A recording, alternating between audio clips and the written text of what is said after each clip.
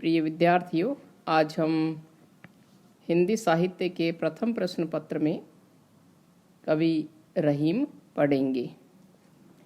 कवि रहीम का परिचय इस प्रकार से है।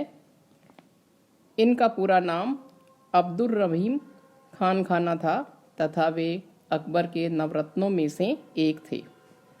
रहीम मध्ययुगीन दरबारी संस्कृति के कवि हैं। यद्यपि वे स्वयं अकबर के दरबार के एक महत्वपूर्ण कवि थे, तथापि वे अनेक कवियों का आश्रयदाता थे। रहीम अरबी, तुर्की, फारसी, संस्कृत और हिंदी के अच्छे ज्ञाता थे। रहीम की कुल 11 रचनाएं प्रसिद्ध हैं। 300 दोहे दोहावली में संकलित हैं। अन्य रचनाओं में नगर शोभा, बरवे नायिका भेद, श्रृंगार सोरठ, मदनाष्टक आदि प्रमुख है। रहीम के काव्य का प्रमुख विषय नीति, श्रृंगार और भक्ति है। ये इनका संक्षेप में परिचय है। आगे विस्तृत परिचय आप अपनी पाठ्य पुस्तक में देख सकते हैं। अब हम रहीम के दोहे व्याख्याएं पढ़ रहे हैं। चलिए देखते हैं। सबसे जो पहला दोहा है वह अमर बेली बिनु मूल की प्रतिपालत ताही, रहीमन ऐसे प्रभु ही तजी खोजत फिरिए काहीं।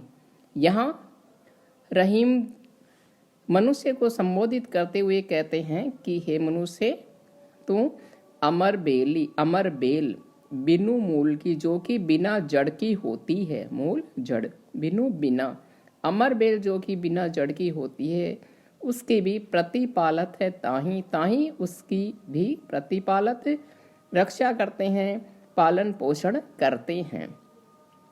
रहीमन ऐसे प्रभु ही तजी, रहीम कवि कहते हैं कि हे मनुष्य, तू ऐसे जो प्रभु ही ईश्वर है उसे तजी त्याग करके, छोड़ करके, खोजत फिर ये कहाँ ढूंढता फिर रहा है। हे मनुष्य, जो ईश्वर हैं वे बिना जड़ की जो अमर बेल होती है उसका भी पालन पोषण करते हैं, तो तू ऐसे भगवान को छोड़ करके कहाँ क्या ढूंढता फिर रहा है। यह दोहा रहीम ग्रंथावली से लिया गया है। अगला है अमृत ऐसे वचन में रहीमन रिस की गांस, जैसे मिस्री में मिली नीरस बांस की फांस।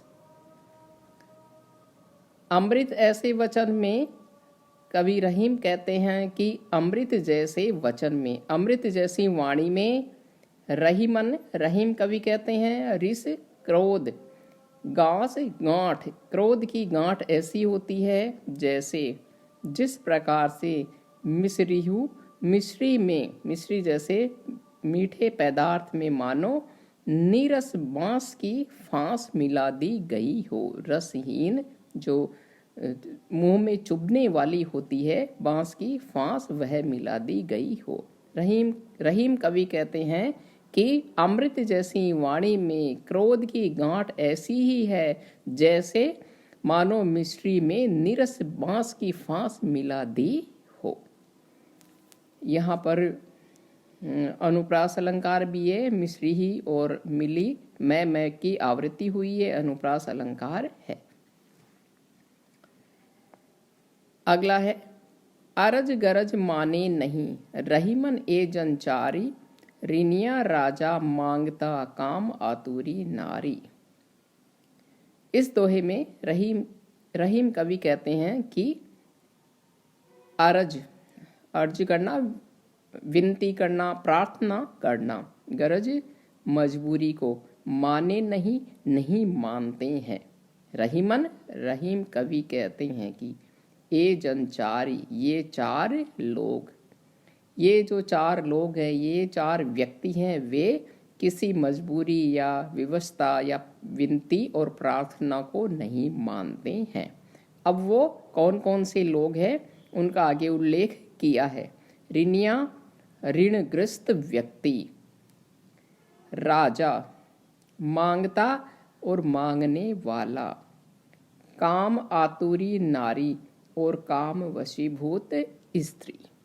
रहीम कवि कहते हैं कि ये चार लोग ऋणग्रस्त व्यक्ति, राजा, मांगने वाला और काम के वशीभूत स्त्री, ये किसी की प्रार्थना, विनती या मजबूरी और व्यवस्था को नहीं मानते हैं, अर्थात ये अपनी जिद पर ही अड़े रहते हैं। अगला है असमय परे रही आदर गठे नरेश ढिग, बसे रहे कछु नाही, जो रहीम कोटिन मिले धिग जीवन जग माही। यहाँ पर इस दोहे में कवि रहीम ने कहा है कि मनुष्य को उसी स्थान पर रहना चाहिए जहाँ पर उसका आदर होता है, सत्कार होता है, सम्मान जहाँ मिलता है, और जो सम्मान रहित जीवन जहाँ मिले वहाँ पर रहना धिक्कार है।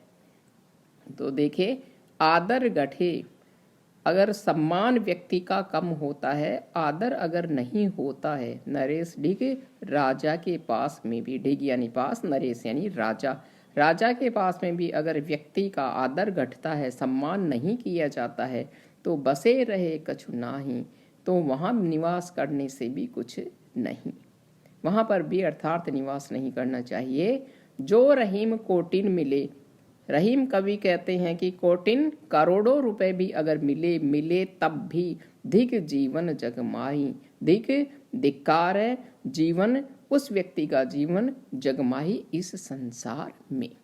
अगर करोड़ों दे तब भी वह सम्मान रहित जीवन को धिक्कार है, इसलिए ये मनुष्य वहाँ पर नहीं रहना चाहिए जहाँ पर कि व्यक्ति का तुम्हारा आदर नहीं हो, सत्कार नहीं हो।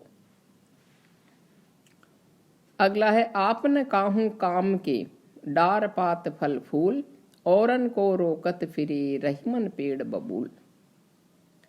यहाँ पर रहीम कवि कहते हैं आप न काहू काम के, आप खुद तो काहू किसी भी काम का नहीं होता है व्यक्ति, जो व्यक्ति खुद किसी काम का नहीं होता है और न किसी के काम में आता है। डार पात फूल, यहाँ पर कवि रहीम ने बबूल पेड़ का उदाहरण देकर बताया है, मनुष्य को कहा है कि आपने काहू काम के, खुद तो किसी काम का होता नहीं है, जो बबूल का पेड़ होता है वह न तो उसकी डालियां किसी के काम में आती है, पात न पत्ते किसी काम के होते हैं, न उसके फल लगते हैं, न ही फूल लगते हैं, किसी काम का नहीं होता है।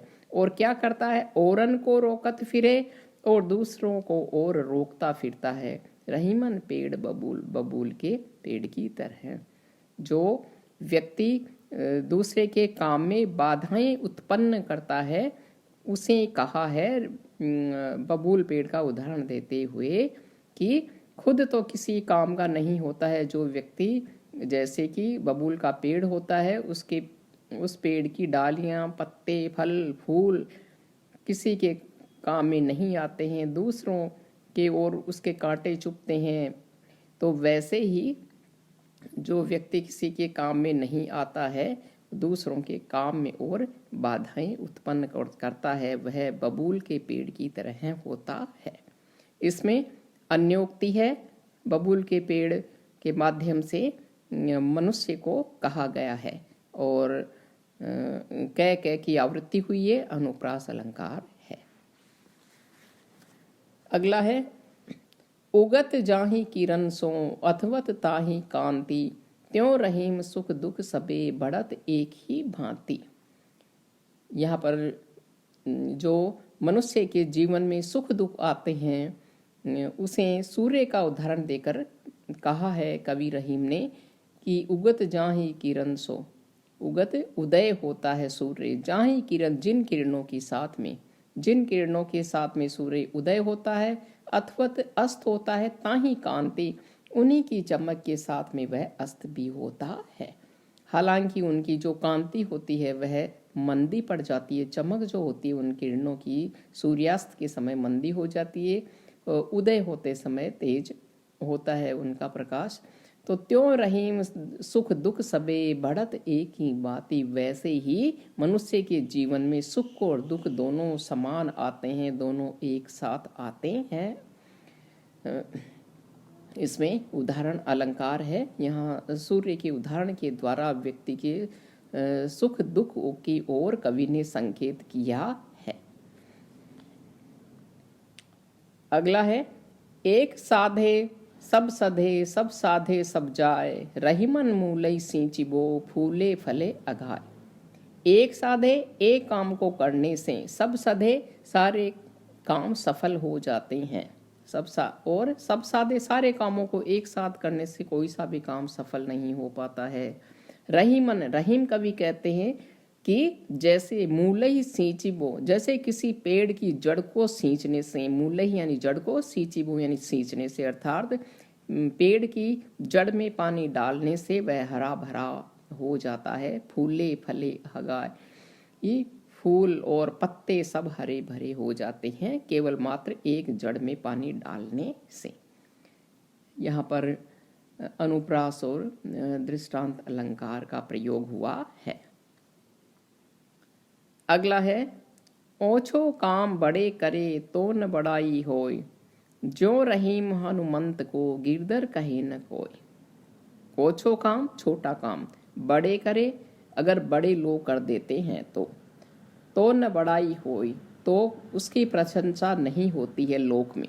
अगर कोई छोटा व्यक्ति किसी काम को करे तो उसकी प्रशंसा नहीं होती है। जो रहीम हनुमंत को गिरधर कहे न कोई, जैसे रहीम कवि कहते हैं कि हनुमान जी को कोई भी पहाड़ पर्वत उठा लेने से गिरधर नहीं कहता है, जबकि श्री कृष्ण को सब कोई गिरधर कहते हैं।